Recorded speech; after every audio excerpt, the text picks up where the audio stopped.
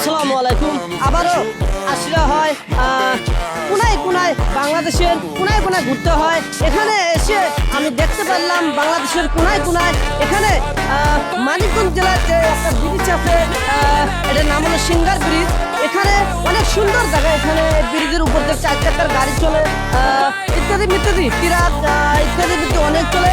আবার আবার দেখেন এখানে বালু এখানে উঠানো হয়, বালু বিক্রি করা হয়, ভেকু দিয়ে গাড়ির মধ্যে ট্রাকে তুলতে হয়। তারপর ঢাকা শহরে যত বিল্ডিং আছে এখানে বালু সাপ্লাই হয়। অনেক ধন্যবাদ।